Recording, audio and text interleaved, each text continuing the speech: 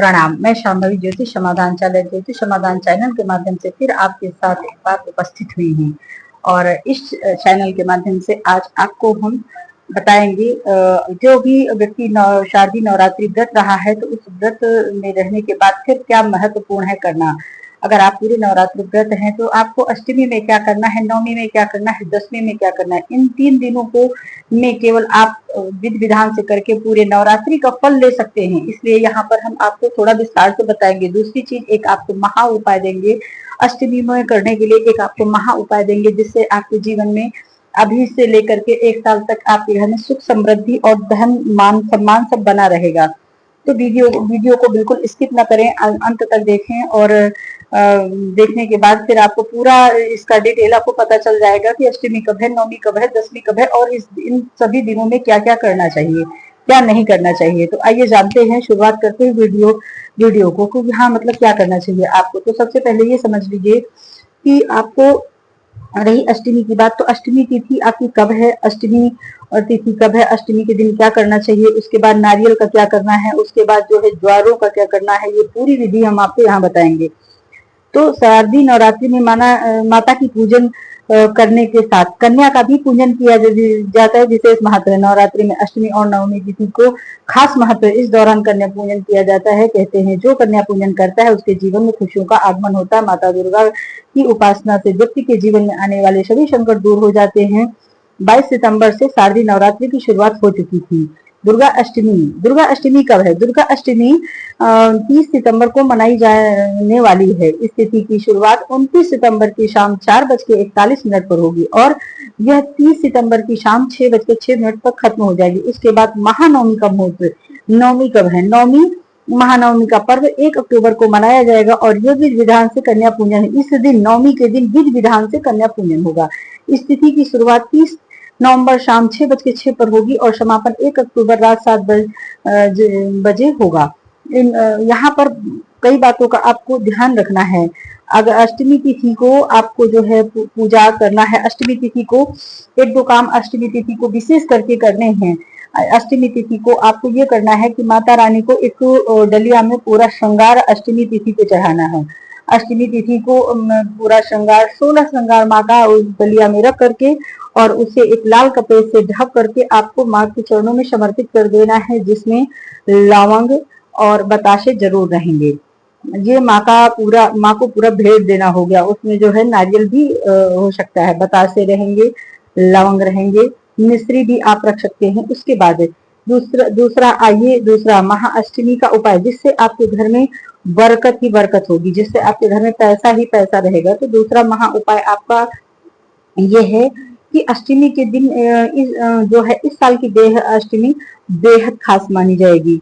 इस साल की अष्टमी का बहुत विशेष महत्व इस बार की अष्टमी का पूजन करके पूरे व्रत का फल लिया जा सकता है। पूरे 9 दिन के व्रत का पूरा फल लिया जाता है। तो इस दिन अष्टमी बेहद खास मानी जा रही है क्योंकि इस दिन सर्वासिद्धि योग, रवि योग और बुधादित्य राजयोग का भी संयोग बन रहा है। ये योग लगभग 50 साल बाद बन रहा है। इसका लाभ उठाना बिल्कुल ना भूले। अष्टमी के दिन आपको एक 10 रुपए का नोट ले और उस पर मनी अट्रैक्शन कोड लिखें। 10 रुपए के नोट लेना है और जिस दिन अष्टमी है उस दिन मनी अट्रैक्शन कोड लिखना है।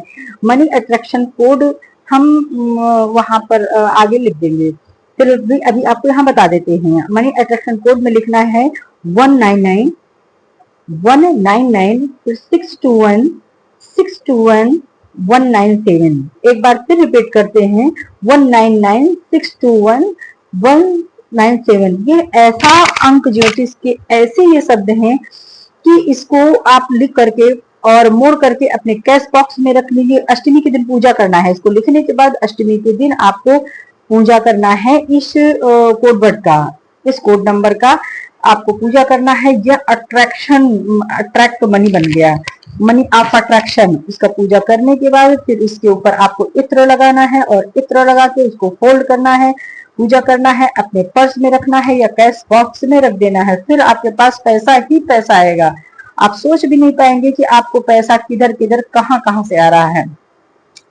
अब आइए चलते हैं अष्टमी तिथि। इस दिन आपको हो सके तो माता रानी को एक लाल चुनरी चढ़ाइए, ये भी बहुत शुभ होता है। अगर आप श्रृंगार का सामान पूरा नहीं चढ़ा सकते हैं तो माता रानी को एक लाल चुनरी भेंट करिए। हो सके तो लाल चुनरी में नारियल और कड़ावा लपेट के भेंट करिए, नहीं तो केवल लाल चुनरी भी चलेगा।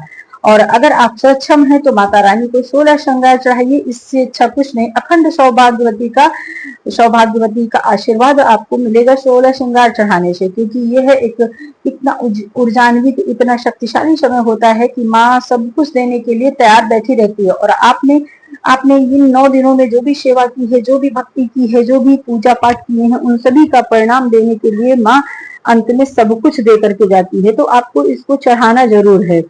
उसके बाद जो है आपको करना ये है कि माँ को चढ़ा देना है। चढ़ाने के बाद फिर आपको एक ध्यान ये देना है कि आप वहां पर जो है आपके जो आपने वहां पे वो है द्वारे हैं उनको क्या करना है, वहां पे जो नारियल है उसका क्या करना है, ये भी सब वहां पे जो आपने रखे हैं उनको 9वीं के दिन हटाना है या 10वीं के दिन हटाना है। तो यहाँ पर ध्यान दीजिए, जो आपको नारियल है वो आपको नारियल जो है कन्या पूजन करना है। कन्या पूजन नवरात्रि की पूजा बिना कन्या पूजन के अधूरी मानी जाती है, इसलिए 9 दिन में किसी भी दिन कन्या पूजन की जा सकती है, ऐसा कुछ नहीं है। वही अष्टमी लेकिन 9वीं को अगर किया जाता है तो अच्छा है। 9 दिन में कन्या पूजन के 9 कन्याओं को आमंत्रित किया जाता है। इनके साथ में एक बालक भी रहता है जिसे भैरव बाबा का रूप दिया जाता है। इन सभी की पूजन की जाती है। पूजन करना बहुत शुभ होता है, तो इस दिन इनकी पूजा करना चाहिए। इसी दिन 9वीं के दिन ही आप हवन कीजिए। हवन में आप कीजिए। हवन आप घर में आसान तरीके से कर सकते हैं। आप लकड़ी को वो करिए, थोड़ा सा कपूर डाल के उसको जलाइए, उसमें फिर आप आहुति बना लीजिए। आहुति में हवन सामग्री रहेगी, घी रहेगा, गुड़ रहेगा और काला तिल रहेगा, जौ रहेगा, चावल रहेगा। सबसे ज्यादा काला तिल होता है, उसके आधे आपको जो है जौ लेने और उसके आधे आपको चावल रहेंगे, ये रहेगी। उसके बाद आप सभी प्रकार के मेवा डाल सकते हैं। मेवा डालने के साथ साथ में आपको जो है उसी में एक जायफल डालना है, लौंग डालना है, पान का पत्ता होना चाहिए। अगर आप बड़ा लकड़ी का वो बनाए हैं तो उसमें नारियल भी डालना है। और हवन करने के अंत में नारियल, पान और सुपारी और जायफल रखना है। ठीक है, ये हो गया। इसके साथ में अगर आप ऐसा करते हैं तो आपके घर में लक्ष्मी बनी रहेगी। लक्ष्मी जी की कृपा पूरी, आपके अष्ट लक्ष्मी आपका कल्याण करेंगी और आपकी हर तरह से रक्षा करेंगी। इसके बाद आइए जानते हैं कि जब आपका ये हो जाता है, पूजन हो गया आपका, कन्या पूजन हो गया, उसके बाद हवन भी हो गया, तो उसके बाद फिर आपको 10वें दिन ज्वार आपको जो है 10वें दिन उठाना। 10वीं तिथि को ज्वार विसर्जन समाप्त करने के बाद समापन होती है 10वीं तिथि।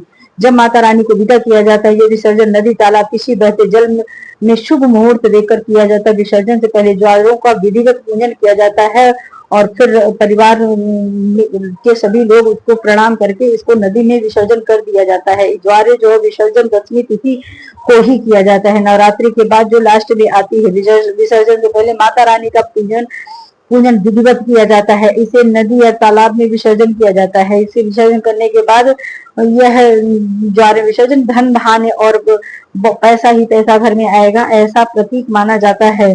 ज्वारों का पूजन कर उसे बहते हुए जल में श्रद्धा पूर्वक जो है विसर्जित करें। इससे आपके घर में धन की कमी नहीं रहेगी। और ये पूरी पूजा का संपूर्णता का निशान वो है कि हाँ, मैंने पूरी पूजा संपूर्ण कर ली, संपूर्ण का समापन का ये ज्वारों का। उसके बाद आपका बचता है, आपके घर में बहुत महत्वपूर्ण हो जाती है, उसके बाद आपका बचता है नारियल। नारियल को आपको क्या करना है, तो जो नारियल आप कलश के ऊपर रखते हैं उस नारियल को आप एक कपड़े में लपेट करके आप अपने पूजा स्थल में रख सकते हैं, वहीं पर रखा रहने दे सकते हैं। या फिर उस नारियल को आप तोड़ लीजिए। तोड़ने के बाद उस नारियल को जो है उसे प्रसाद रूप में सब परिवार के साथ बांट कर खा सकते हैं, या फिर शुद्ध जल में आप प्रवाहित कर सकते हैं, जिससे पूजा का संपूर्ण फल आपको मिलता रहे, धन धान्य में वृद्धि होती रहे। यह बहुत शुभ माना जाता है और ऐसा ऐसा करने से घर में माँ लक्ष्मी का वास बना रहता है और धन धान्य में वृद्धि होती है। आप इसे माता रानी की मूर्ति या तस्वीर के पास भी रख सकते हैं, जिससे घर में खुशहाली बनी रहे। आप नारियल को तोड़कर प्रसाद के रूप में भी सभी लोग मिलकर खा सकते हैं, या नारियल को तोड़ करके कन्या पूजन के दौरान आप इन छोटी कन्याओं को भी प्रसाद रूप में बांट सकते हैं। आप कुछ भी कर सकते हैं। कलश के नारियल को विधि विधान से हटाकर उसे शुद्ध जल में नदी या तालाब में प्रवाहित करने से गंगा माँ की कृपा भी मिलती, ऐसा भी कर सकते हैं। इससे आपके घर में खुशहाली आती है, दिन दूना रात चौगुना तरक्की होती है, सुख समृद्धि धन वैभव और स्थिर लक्ष्मी मिलती है, चिर लक्ष्मी की प्राप्ति होती है। तो आप अपने हिसाब से, अपने क्षमता के हिसाब से जो भी कर सकते हैं करिए। नारियल का इस कलश का नारियल आपको इस तरह करना है। उसके बाद जो दीपक जल रही है उसको अपने आप बुझने बंद होने दीजिए। उसे आप उसके लिए अखंड ज्योति के लिए कुछ नहीं करेंगे, हाँ उसका पूजन जरूर कर देंगे कि हे अग्निदेव, हे दीप ज्योति, मैं आपको प्रणाम करती हूँ, मुझ पर आपने बहुत कृपा की है और ऐसे ही भविष्य में भी आपकी कृपा मेरे ऊपर बनी रहे। तो दीप ज्योति का भी पूजन करना है।